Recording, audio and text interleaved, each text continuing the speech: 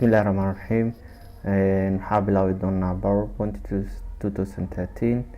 Waxaa leenahay waxaa qaadan doonaa objectiveska qaadan doonaa objectiveska qaadan doona waxaa kamid ah getting started with PowerPoint, working with presentation iyo qeybahan kale dhammaan ay qaadan doonaa. Waxaa leenahay introduction. Microsoft PowerPoint 2013 is a presentation program. Marka waxaan soo qaadanay Word, Excel, marka PowerPoint waa buuggeeni saddexaad. Waxaa leenahay introduction. Microsoft PowerPoint 2013 is a presentation program. Marka waxaa soo qaadanay Word iyo Excel. Marka Word waxaa loo isticmaalaa wixii documenti marka lagu hagaajinayo ama documenti aad ku qoraysid. Excel waxaa u isticmaali kartaa dhahnay list oo xisaabaad iyo wixii la xiriiro markaa sameynaysid. PowerPoint ayadana waxaa u isticmaali doonaa asagana sheegaya hadirtaan presentation program that offers a various themes kaasoo marka la hadlayo themes kala duwan, layouts, effective to help you create and deliver effective presentation. PowerPoint lets you wuxuu ku ogolaanaya combine inaad isku geysid text, qoraal, graphics, sawiro, videos, muuqaal iyo sound codad inaad isku geysid and animations iyo waxyaabo dhaqaaqa to create a dynamic presentation marka oo dynamic ah saa u sameysid that grab and hold your audience attention kaasoo marka soo jeedinayo dadka marka wax u soo jeedinaysid. PowerPoint files kale waxaa loo yaqaanaa presentation. Marka PowerPoint file waxaa loo yaqaanaa presentation. Word file loo soo qaadana maxaa loo yaqaanaa isku day hadda sheegtay waa fiican tahay. Sidoo kale waxaa isku daydaa Excel file oo naqaanaa hore usoo baranay. waxaa leenahay starting PowerPoint. markaa soo kicinaysid PowerPoint waxaa leenahay you can start PowerPoint 2013 from the start menu markii la joogo Windows 7 oo kale ama by double click waxaa siisaa existing PowerPoint hore u jiri file. When you start the program without opening a specific file, markii uu ku soo kaco opening oo ku soo furmo waxa ku soo furmaa specific file that start screen appears prompting. Marka wuxuu kugu soo muuqanayaa start screen appears wuxuu soo muuqanayaa prompting you to open an existing presentation or create new presentation. Marka prompting macnaha ku soo baxaya yani page maxay ku soo furayaa bog cusub kadibna waxa ka dooranaysaa presentation cusub. waxaa leenahay marka starting PowerPoint 2013 from the start menu click waxaa siisaa start button, click waxaa leenahay our programs, click waxaa leenahay Microsoft Office 2013 and then click waxaa dhahdaa PowerPoint 2013. The start screen appears ku soo muuqan doona. waxaa leenahay in the right pane click waxaa siisaa blank presentation, a new blank presentation opens ku soo furmaa in the program window. marka sawirka noocan ku soo muuqanayo marka meeshan banaan ay ku qoranta blank presentation ku dhufo mid cusub ku soo bixi doona. Halay marka overview of the user interface. marka qaybaha hore hordhaca oo interface-ka uu leeyahay PowerPoint-ga waxaa laga yaabaa Excel-ka iyo Word-ka qaybo kamid ah inay iskaga leeyihiin qaybo kalena ay ku kala duwan yihiin. marka waxaa leenahay all the Microsoft Office 2013 dhammaan Microsoft Office 2013 programyadiisa waxay wadaagaan share a common user interface ayay wadaagaan, so you can apply a basic techniques that you learn in one program to other programs. marka farsamo aad ku soo baratay programyada Excel iyo Word oo kale inta ku isticmaali kartaa copy iyo cut iyo paste iyo waxyaabahaas oo kale.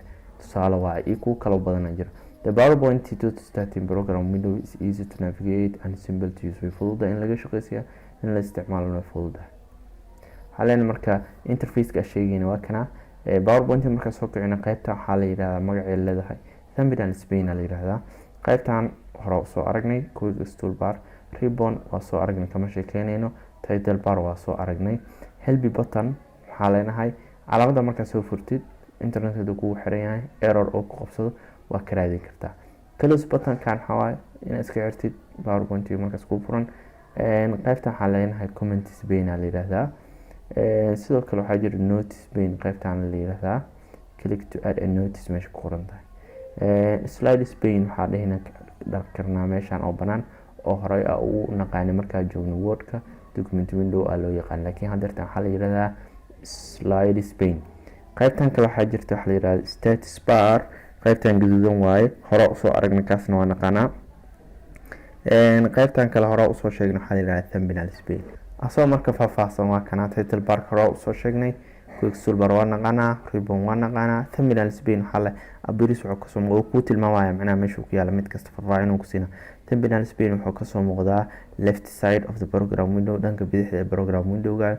displays wuxuu soo bandhigaya thumbnails of the slides in the presentation. slideska marka presentation kaaga muuqdo kuu soo bandhigaya. slide numbers oo kale abir wuxuu kugu soo muujinaya to the left of the each slide walba. slide pane ayada waxaa leynaa appearance wuxuu kasoo muuqdaa below the ribbon, qaybta hoose ribbon. displays wuxuu soo bandhigay current slide-ka la taagan yahay. use this pane isticmaal to add sa ugu soo darto content such as waxaa leynaa text oo kale, graphics oo kale, video ama sound oo kale. individual slides u isticmaali kartaa. waxaa leynaa notice pane ayada wuxuu kuu suurtagelinaa appearance wuxuu kasoo muuqanayaa below the slides pane oo kasoo muuqanayaa qaybta hoose slides pane-ka. waxaa la displays wuxuu soo bandhigay notice about ku saabsan the current slide. use isticmaal this pane to add sa ugu soo darto speaker notice or notice you want arabta to share inaad la wadaagtid with your audience. waxaa kaloo jirta waxaa la comments pane. appearance wuxuu kasoo muuqanayaa on the right side dhanka midigta of the program window, and displays wuxuu soo bandhigaya comments related la xiriira to the current slide. use this pane isticmaal to add sa ugu soo dartay ama delayed u sameysay or ama reply. waxaa leynaa marka waxaa jira wax kaloo status bar la yiraahdo. status barka hore usoo sheegnay kama sheekeynayna hadartaan. waxaa leynaa wax kaloo waxaa jira la yiraahdaa backstage view. waxaa leynaa the file tab, the first tab of the ribbon waa marka backstage view file tabkaas waa tabka ugu horeeya ee ribbonka. is used waxaa loo isticmaala to display in lagu soo bandhigo backstage view which contains kaasoo ku jiro all comments related to the managing files and customizing the program. to display sa usoo bandhigtay the backstage view, click waxaa siisa the file tab on the ribbon. kadib waxaa leenahay to exit backstage view waxaa leenahay click back button in the upper left corner of the backstage view. qaybtan falaartana ku dhufanaysaa si aad uga laabatid oo kale. waxaa leenahay creating presentation ayaa ka bilaabi doonaa shirkan xiga insha allah. practicada sameynayna tusaale ahaan meeshaan jooga waxaa rabaa hadeerta inaan soo kiciyo powerpoint-iga. option badan kusoo kicin kartaa. waxaa leenahay right click new, kadib meesha waxaa ka doorataa powerpoint, microsoft powerpoint presentation ku dhufo. kadib magaca rabti ku qoro uu kusoo muuqan doonaa. magaca rabti ku qoro enter leh. option kale waxaa sameyn kartaa in aa inta imaadid start powerpoint. markaas ku kicinaysa waxaa leedahay powerpoint meesha ku qoraysaa ku dhufo powerpoint. markaas ku kicinaysay waxaa leenahay powerpoint start button ku dhufo. kadib searchigan waxaa ku qortaa powerpoint, kadibna ku dhufo. markaa ku dhufto wejigan ku soo saari doonaa. markaas waxaa ka dooranaysaa midka u baahan. tusaale waxaa leenahay blank presentation aan dooraneynaa. qaybtan noo soo saari doonaa. marka waxaa leenahay interfacekan waxaa kusoo aragnay presentationkii oo sawirkiisa oo aragnay. qaybtan waxaa ku magacaabnay thumbnail pane. qaybtan waxaa dhahnay slides pane aan dhahnay. qaybihii aan sheegayna waa kana notice pane-ka. haddii xaggan aan ku dhufto notice pane-ka waa kana wuxuu ii soo saari doonaa qaybtan inaa notice markaa presentation sameynaysid aa ku qoratid. marka projectkii lagu xiro waxaa soo muuqan doona slide-ka laakiin note-ka ma soo muuqan doono. kaliya qofka markaas soo jeedina uu muuqanaya.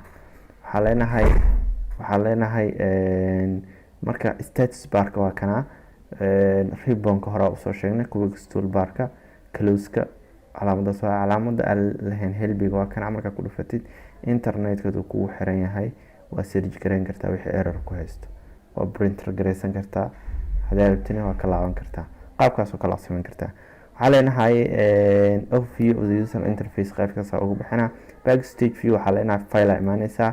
kadib waxaa leenahay qaybtan aa ujeedid waxaa leenahay backstage view aa la yiraahdaa. marka waxaa leenahay new hadaa dhaho qaybahan dhan aa ii diyaarsan mid karaa soo furan karaa.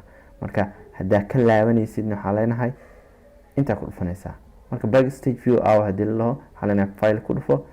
kadibna qaybahan dhan waxaa leenahay backstage view aa la yiraahdaa. marka cashirkan intaan ugu egyahay waa mahadsantihiin.